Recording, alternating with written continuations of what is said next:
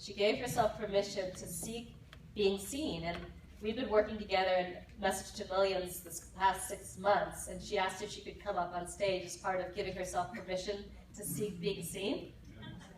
So,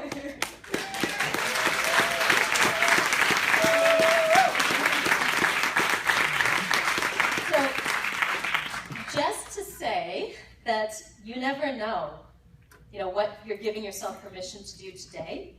You may be like Steph 6 months from now, or when we do Message to Money Live in March. Who knows, maybe you're going to be up here on stage. So you never know what it is that you're writing down today, and based on how seriously you take it and how willing you are to go in, this could be that moment for you where you do something that you've never done before. So Steph. Thanks. So as Marisa said, I get asked to be here. And I wanted to share a little of my personal story. When you take on your parents' dying wishes, life's perspective changes rather quickly. My stepdad died trying to get his autobiography published, and 2 years later, my mom died while still trying to accomplish my stepdad's dying wish. When my mom's cancer came back, a 3-week vacation became 3 months of terminal caregiving. I had 1 month of training before I had to take on the family business, and there were only 2 more months before the end of her life. With 3 classes left in my undergraduate degree, I found myself instead putting school on hold and moving 1,000 miles away from my home and away from my grandma, who I'd been a caregiver for since I was 18. Within a month of my mom passing, I negotiated a $90,000 contract and began the work to begin fulfilling my stepdad's dying wish. I took on their dream, and it's now a gorgeous coffee table book with a biography to match his story. Yeah.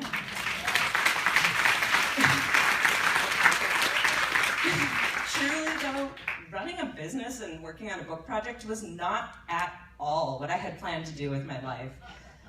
Turns out, the publisher was interested in buying the whole business.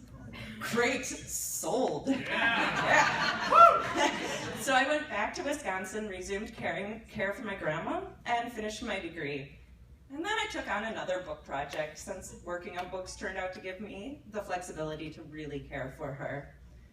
I'd fly to California every couple of months to meet with book clients. We'd spend a week doing intensive interviews, and then from home I'd weave their words into books.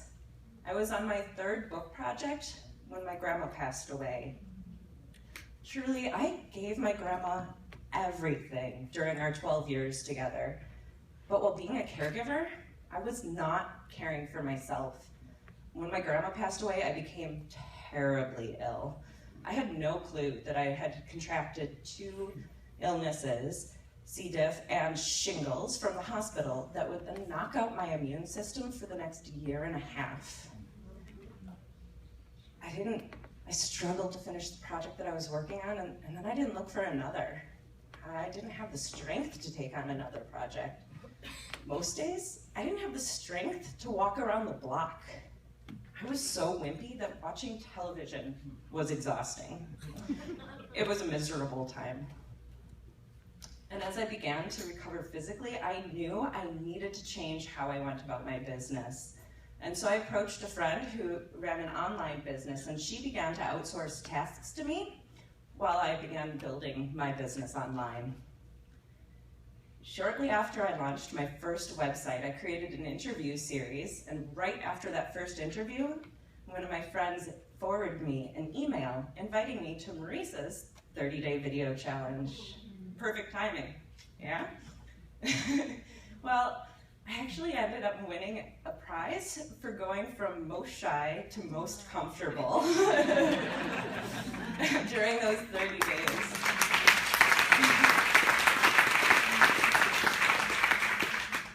But truly though, we got so much more out of just winning a scholarship to a class. Those of us who participated every day became a business family.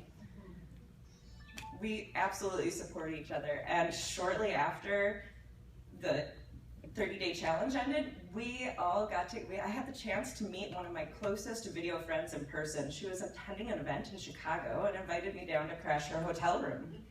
Pretty cool. So I was like, oh, it's a 4-hour drive, sure. Packed a bag, hit the road, and on the drive down, I got a call saying that Marisa was also at the event and that she was going to join us for dinner. Sweet, right?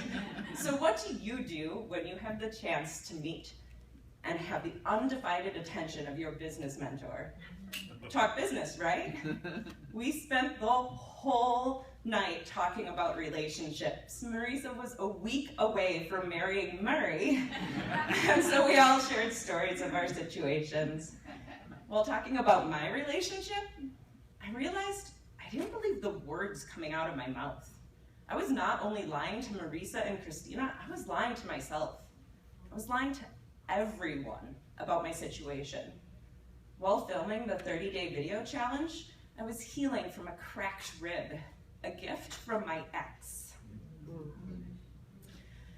And within weeks of meeting Marisa and Christina, I was able to leave my last abusive relationship to really break free.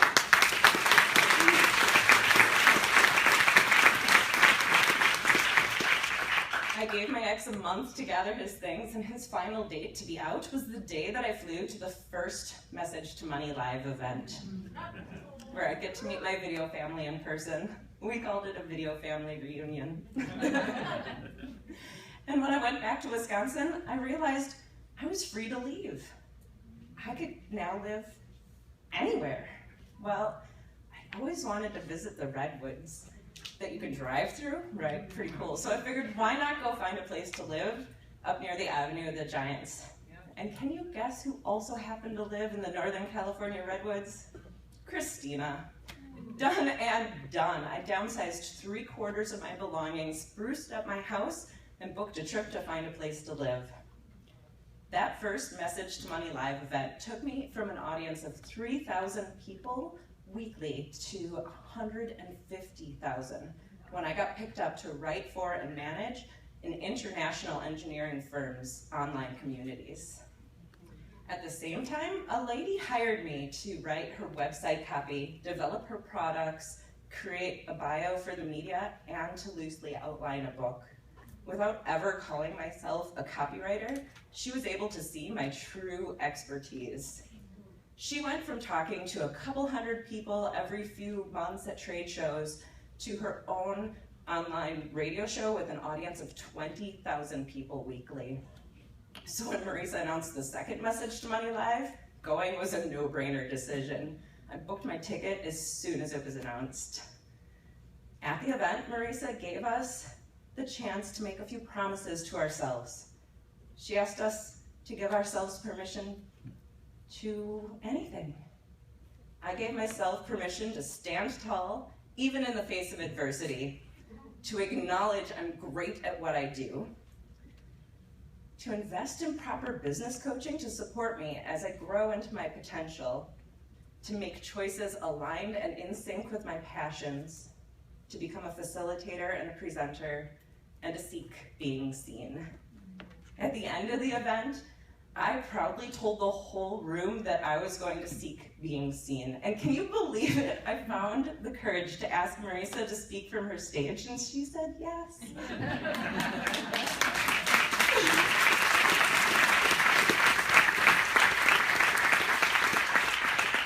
My dreams have turned into reality, and it's greatly in part to giving myself permission 6 months ago.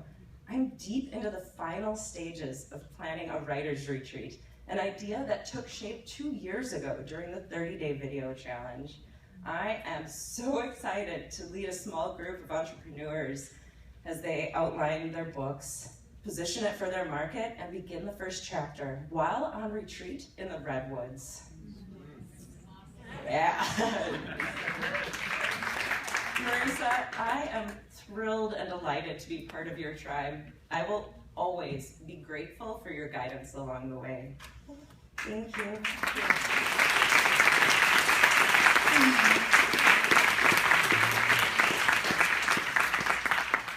Thank you Steph. So I have something for Steph, and it's a bigger permission slip.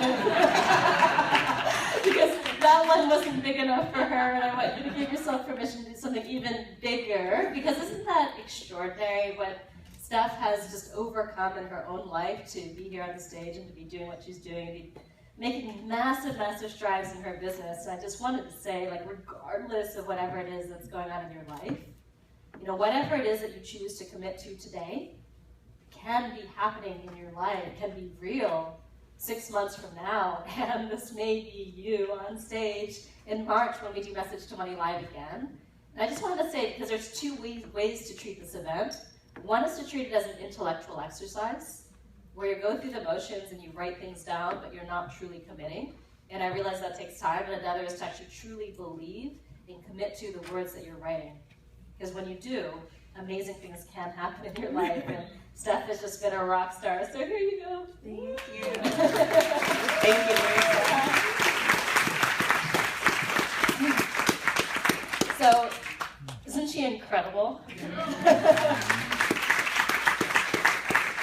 They're so proud of Steph. So I just wanted to say, whatever it is that you wrote, you know, you can even give yourself bigger permission now that you heard that permission if you want to. Whatever it is that you write is entirely possible for you.